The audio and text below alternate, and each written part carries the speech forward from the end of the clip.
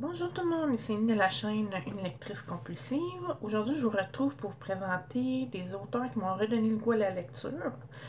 Dans le cadre de la journée des droits de la femme, je pensais que c'était important d'en parler parce que pour moi, c'est des auteurs importants qui m'ont aidé à renouer avec ma passion. Puis c'est grâce à elle que je suis encore ici aujourd'hui, puis même que j'ai à peu près 3 livres par semaine. Donc la première, c'est une auteure, je vous ai déjà présenté un de ses livres, mais là je vais vous présenter le premier que j'ai découvert, c'est Le Masque de Jeffro de Sonia Alain, qui est réédité chez ADA sous le nom de La Dame de Nox. Ça, c'est le premier tome. Malheureusement, il n'est plus disponible, mais je crois que l'auteur a encore quelques copies à vendre si jamais c'est un sujet qui vous intéresse. Ça faisait longtemps que j'avais pas relu de la romance historique, mais c'était une autre auteure, Marie Potvin, qui en avait parlé dans l'émission Samedi de Libre. Ça m'avait donné le goût de dire, ben gars, je connais pas la période de la guerre de 100 ans. Ça serait une bonne chose d'en savoir un peu plus, de connaître comment que les gens vivaient à cette époque-là. Ici, on suit Anne de Vallière qui doit épouser Geoffrey de Nox, qui est un personnage que j'ai aimé, adoré, détester. Parce que tout au long des 3 tomes, celui-là, c'est le premier. La première version, il est aussi publié le tome 2 et 3 chez Réunis sous le nom de L'amour au temps de la guerre de 100 ans. Je crois qu'ils sont encore disponibles, fait que si jamais vous voulez aller voir sur le site, la maison d'édition, voir. C'est sûr que c'est pas une période qu'on entend beaucoup parler, c'est une période sombre aussi, mais justement, j'ai aimé voir comment que les gens agissaient à cette époque-là, qui est très différente d'aujourd'hui. Ils ont zéro technologie, ils se promenaient à cheval, puis le style de vie était très différent. Là, en plus, Anne est chanceuse, elle était châtelaine, fait qu'elle était quand même assez choyée. Encore là, c'était pas toujours évident pour elle, surtout quand elle commençait à avoir des enfants, Jeffrey partait à la guerre. C'est pas rose mais je crois que c'est ça que justement que j'ai aimé, tu sais, de voir les péripéties qui avaient très bien pu être réelles aussi. C'est ce que j'aime de l'auteur, plus que j'ai l'impression qu'elle fait quand même de bonnes recherches, à un point qu'on pourrait croire que c'est un récit d'une personne qui aurait vécu à cette époque-là. Et je lève mon chapeau doublement pour avoir choisi une époque qui n'est pas tellement connue. C'est pas comme la Deuxième Guerre mondiale, il y en a énormément de livres là-dessus, mais pas sur la guerre de 100 ans, qui s'est passé quand même dans les années 1335. Il n'y avait pas beaucoup d'écriture, je veux dire, le peuple n'écrivait pas tant que ça. C'était pas mal les prêtres qui connaissaient. Fait que c'était dû être pas une période évidente pour faire des recherches. La deuxième autrice que je présente, c'est Marie Potvin, avec un de ses romans pour adultes qui s'appelle Les héros ne se trompent jamais. C'est une trilogie que j'avais adorée. Dans le deuxième tome, il y a un personnage qui s'appelle Annie. C'est sûr, j'ai eu un petit coup de cœur pour celui-là, mais vraiment, les trois tomes, je les ai autant aimés l'un que l'autre. Puis la bonne nouvelle, c'est qu'elle va écrire un roman pour adultes prochainement. Puis j'ai vraiment hâte parce qu'elle m'a jamais déçue. J'ai tous ses romans pour adultes à la maison. J'ai même lu celle pour Les filles modèles, qui est un autre de ses séries jeunesse. C'est une auteure qui m'a jamais déçue. C'est sûr que des fois, les filles modèles, ça dépendait des tomes. J'ai plus embarqué dans certains que d'autres.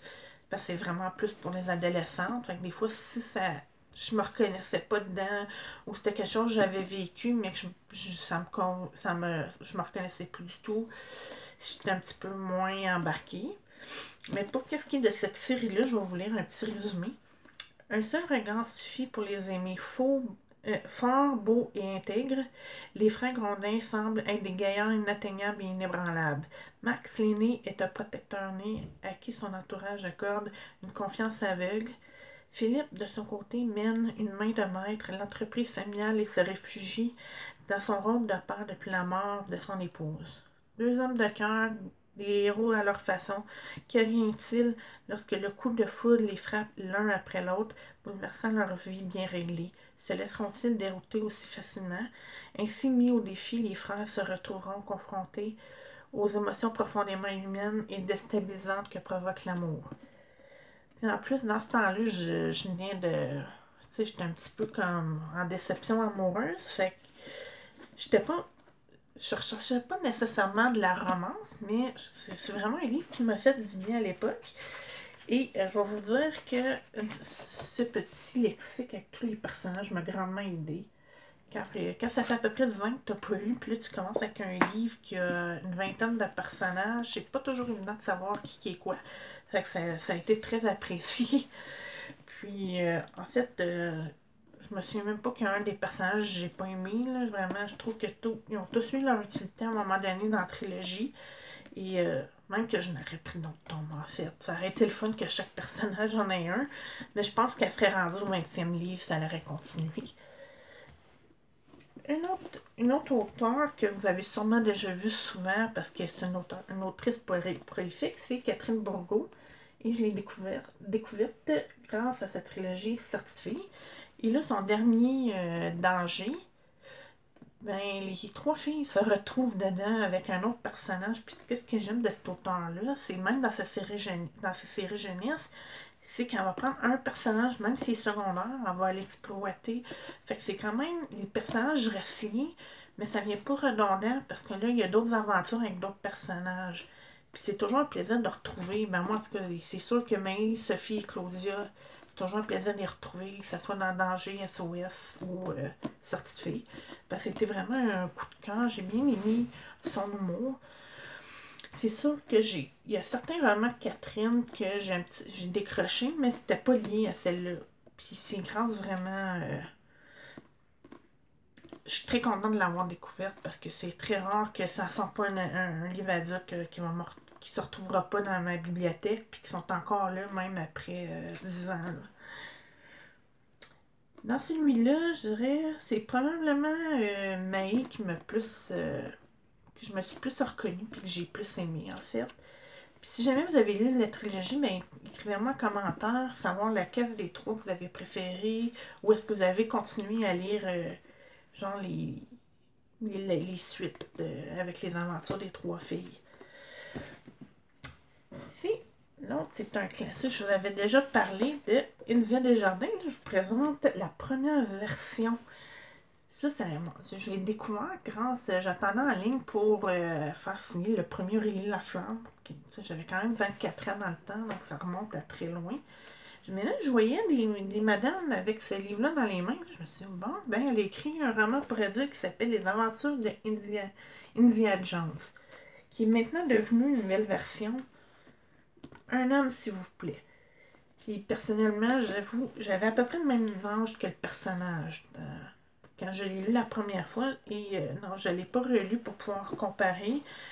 Mais à mon impression, celui-là, il est beaucoup mieux écrit. J'ai remarqué une évolution quand même. D'après mes souvenirs, il y avait une bonne évolution entre les deux. Ça paraissait que l'auteur avait beaucoup retravaillé le texte. Donc, si vous voulez vraiment découvrir son humour chez les romans adultes, je vous recommande celui-là. Je vais vous lire un petit résumé pour vous donner une idée. Jasmine, la vingtaine, célibataire, découvre un matin dans la chronique In and Out de son journal que le célibat n'est plus à la mode. Elle se lance alors à la conquête de l'homme idéal. Et les spécimens qu'elle rencontre ne vont pas lui faciliter la tâche. Excusez-moi.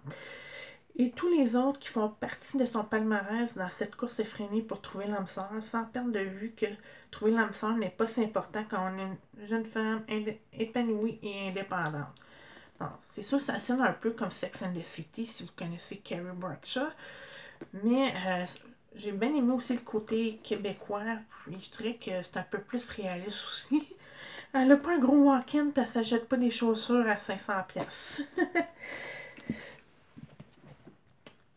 Une autre, une autre autrice que j'ai découvert pas longtemps après avoir renoué avec la romance historique, c'est Marilyn Pion, qui est aussi une autre autrice prolifique. Je crois qu'elle est rendue à une dizaine de livres maintenant. Puis son prochain va sortir la fin mars. J'ai très hâte de le découvrir. Et ça, c'en est un autre qui m'a jamais déçu.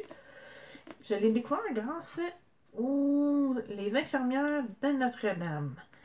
Bon, ça ici, c'est sûr que ça se passe à la Deuxième Guerre mondiale. Ça a été une période qui était très couverte. Mais comme moi, ça faisait quand même longtemps que j'avais pas lu de livre. Fait que ça me dérangeait pas du tout de renouer avec cette période-là, même que c'est ma période historique préférée. Je vais vous donner une petite idée en lisant le début du résumé, c'est depuis sa tendre enfance, Flavie Prévost caresse le rêve de devenir infirmière. C'est ainsi qu'à l'âge de 22 ans, elle s'inscrit à l'école d'infirmières à l'hôpital Notre-Dame de Montréal, un des plus importants établissements de santé au pays. Avec ses collègues Simone et Elvina, la jeune femme s'investit dans son apprentissage et s'épanouit dans son désir d'alléger la souffrance des gens. C'est une série de 4 tomes. Puis, encore là, je dirais que c'est la même affaire que Sonia Alain. Ça paraît que cette autrice-là aussi a fait ses recherches. J'ai vraiment l'impression que ça aurait pu être n'importe quelle infirmière qui étudie à Montréal à cette époque-là. Sans être comme trop porté sur les détails historiques, je ne sais pas un cours d'histoire non plus, mais je crois même que j'ai trouvé ça plus intéressant que suivre un cours d'histoire. Et j'ai vraiment hâte de découvrir dans son prochain livre, ça va être quelle période qu'elle va couvrir, parce que souvent, chacune de ces séries, comme Les Secrétaires, c'est les années 60. En fait, je vous invite d'ailleurs à aller visiter sa page pour savoir les diverses séries qu'elle écrit, parce que j'ai une tablette dédiée à elle dans ma bibliothèque. Là. Il y en a une autre que, ça fait sûrement que vous l'avez vu très souvent passer, c'est Ce qui se passe au Mexique reste au Mexique, de Amélie Dubois. Je l'ai même découvert. Je crois qu'elle l'a écrit après sa série après le début de sa série de Chiclet, mais moi je l'ai vraiment découverte avec ce roman-là. Je crois que j'ai jamais autant ri. Puis c'est grâce à ça que j'ai eu un coup de foudre pour son écriture. On est maintenant rendu à 4 tomes. Je ne sais pas si elle a l'intention de continuer d'en faire 1 ou 2 ans, mais c'est toujours un plaisir de retrouver ces 3 profs-là qui vivent des aventures là, qui j'espère, ne pourraient jamais m'arriver. On ne sait jamais parce que j'en ai déjà vécu en voyage des choses que j'aurais pas imaginé que ça m'arriverait dans la vraie vie, donc on ne sait jamais. Si jamais vous l'aviez lu, dites-moi laquelle des 4 tomes vous avez préféré, parce que je suis vraiment curieuse. Moi, je dirais que c'est vraiment le Mexique. Peut-être parce que le concept était nouveau, puis que là, rendu au 4e tome, on s'attend un peu à. On sait qu'il va y avoir des gaffes pas mal. Puis tu sais, ça commence toujours qu'ils sont déjà dans le trouble au début du roman, souvent. Puis que là, pendant le roman, il explique comment que c'est arrivé à ce point-là. Je crois que c'est ça qui m'intéresse le plus. C'est pas une intrigue, mais quand même, ça pousse à vouloir lire pour savoir ben, comment ils se sont retrouvés en prison ou pourquoi ils sont en chicane avec leur conjoint. Ou comment ça se fait qu'ils n'ont plus de souvenirs là, de leur voyage. Fait que c'est vraiment une bonne série à suivre. Les 2 autres, ça va être des suggestions pour la journée de la femme, parce que ça faisait déjà un moment que je lisais quand j'ai découvert ces autrices-là. Mais je crois que c'était ces 2 romans que j'ai. En tout cas, dont un qui est vraiment important à parler, parce qu'avec qu'est-ce qui se passe dans les nouvelles récemment, en fait, depuis le mois de février, j'avais le pressentiment qu'il fallait que je présente ce livre-là. D'ailleurs, je vais vous mettre ma chronique que j'ai faite à mon tout début du blog. Il s'agit du La mort de Ingrid Falaise. Comme si vous avez écouté les nouvelles, il y a quand même eu 5 morts reliés à des drames conjugaux. Et c'est ça que ce livre-là parle, parce que Ingrid est tombée en amour avec une mauvaise personne. Pendant plusieurs années, elle s'est faite. Elle a vécu la violence conjugale, puis tout au long du roman, ben, elle explique comment la rencontre avec ce gars-là jusqu'au point culminant. C'est pas. Moi, je trouve que c'est. Même en tant que femme, moi, j'en ai pas vécu, mais il y a certains points dans la personnalité de Sophie que je me suis reconnue, puis je me suis dit, tabarouette, tu sais, ça aurait pu être moi. Je veux dire, si j'aurais rencontré quelqu'un comme M, j'aurais peut-être pu embarquer dans ce pattern-là. Parce que, tu sais, Sophie, elle avait quand même des bons amis, elle avait une bonne famille. Ça l'a pas empêché quand même, que malgré qu'elle avait un entourage aimant, ça l'a pas empêché de vivre ça. Tu sais, c'est des points d'une fille qui manque un peu de confiance en elle, qui fait trop facilement confiance aux autres, puis qu'une fois que quand tu tombes en amour, ben là, t'es un peu aveuglé. C'est pour ça, moi, je pense que ça m'a beaucoup touchée, même si je l'ai pas vécu. Puis j'espère, je souhaite ça vraiment pas à personne. Puis si jamais vous en vivez, c'est important de demander de l'aide. Et donc, ça, je trouvais qu'avec les 5 femmes décédées depuis un mois, je trouvais que c'était important de présenter ce livre-là. Puis que si jamais ça peut faire du bien à quelqu'un ou de trouver des portes de sortie, c'est une recommandation importante que je voulais vous faire aujourd'hui. Et ma dernière recommandation, je ne l'ai pas eu encore, mais je trouvais c'est un phénomène qu'on en parle depuis les dernières années. Et probablement, ça va être une de mes prochaines lectures. C'est MeToo de Marjorie Delafont. Ça fait un bout qui est dans ma pile à lire. En fait, je l'avais acheté en même temps que la suite du monstre.